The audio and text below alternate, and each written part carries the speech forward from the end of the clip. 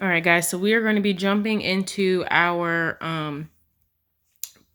6B roofing calculations. And again, excuse my method of calculating.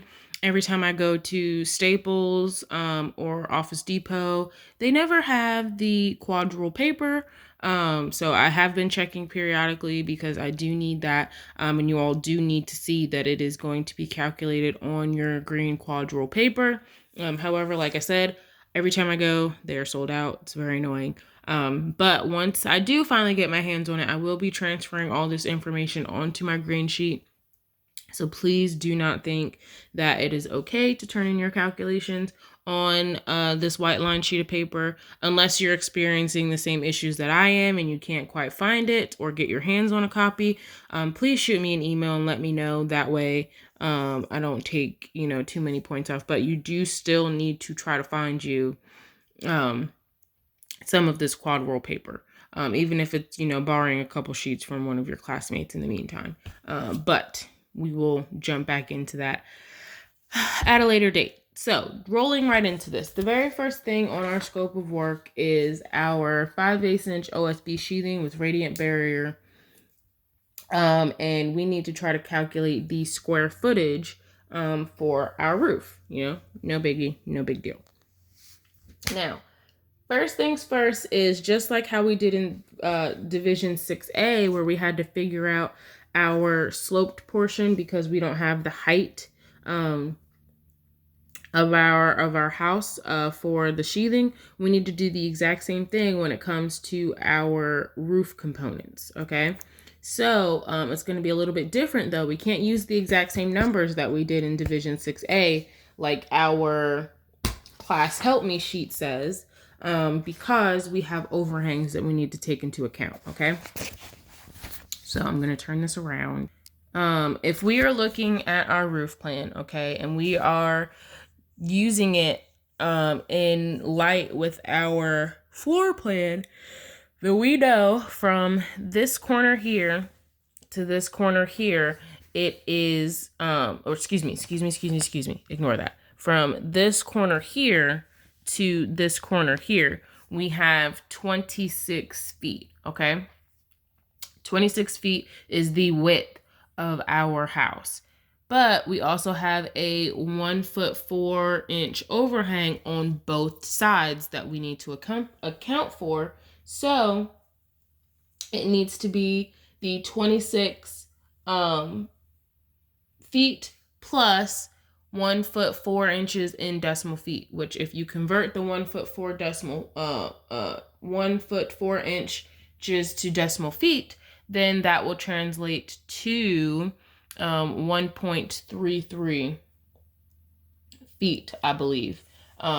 So I'm going to show you guys kind of what that looks like on paper. And then once you have your total width, we're going to set up our ratio just like we did in Division 6A and just like we did on question number 6. And honestly, question number 2 of our math quizzes in order to get the total height in order to solve for our hypotenuse or C for our roof pitches, okay? So I'm going to pause this video and we are going to jump right into that. All right, so this is kind of what my calculations for my roof sheathing looks like. I set up my ratio. I know that it was 26 feet from the outside of my house to the outside of my house, but in order to get to the outside of my overhang, I needed to add the 1'4" overhang on both sides. So that made my total 28.66 feet. I divided that by 2 and I got, sorry, I think I'm getting a phone call. And I got 14.33 feet. I then used that number to set up my ratio. I have 12 over 14.33 equals 5 over x. I then multiplied my 14.33 by 5, got that answer of 71.65 and divided that by 12 and got a total of 5.97. Now, you could have got 5.98 depending on how you round. but it is a-okay. As long as you are somewhere within this vicinity and your ratio and stuff is set up, then I can still give you credit for it. Now it's asking for the square footage for your roof. Just because we have now figured out what our height is, we then need to figure out what our C's are, or our hypotenuses for our slopes for our roof, okay?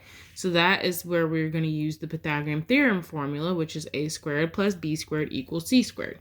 In this case, it would be my 14.33 feet squared plus my 5.97 feet squared equals c squared. I know this looks like c2, but it is c squared. I got a little overzealous with my 2 there. And then I broke it down and I got 205.3489 for my 14.33 squared. Again, you could have rounded that to 205.35 or, kept it at 34. However it is that you rounded, that's totally fine. Plus my 35.6409, you could have rounded that to 0.65 or you could have kept it at 0.64. Either way, equals C2.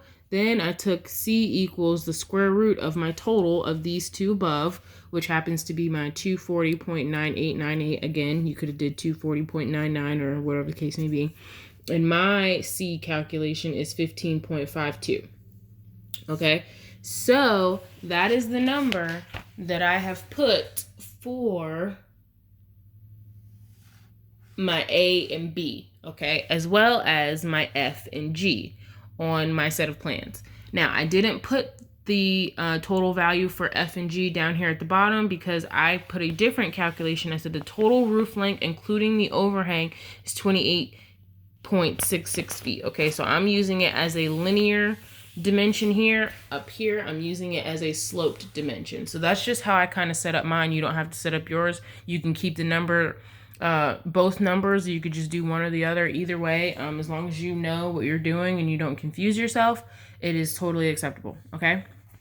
So, we also know, according to our floor plans, that our house, from front to back is 58 feet. Okay. But we have a 1 foot overhang to account for the front and the back. So you're going to take that 56, and add 2 feet to it, which is what I have over here. If you can kind of read that, total house and porch linear feet plus overhangs is 56 feet plus 1 foot plus 1 foot equals 58 feet overall length. So then I took my total, which is the 15.52, and I multiplied it by the 58 feet, and I got a total square footage of 900.16 square feet. That is just for one side of my porch. Okay, so I took the 15.52, multiplied it by the 56, and I got one side of my porch. So then I had to multiply it by 2 to get 1,800.32 square feet in order to get the total square footage of my roof. Okay. Now your total might be plus or minus in either direction, depending on how you've decided to do your rounding for your roof plan. And that is a-okay. Okay, you don't get points taken off because your number doesn't exactly match mine. You get points taken off if I can't see your entire process, okay? I don't care about the answer. I care about your process, all right? And if any of you are students of Hoffler's, then you know about that dirty little P-word process, okay? So, from this point, we will be jumping into the next portion of our scope of work, which will be your fascia, fascia trim, and your nailers, and your fly rafters, okay? So stay tuned.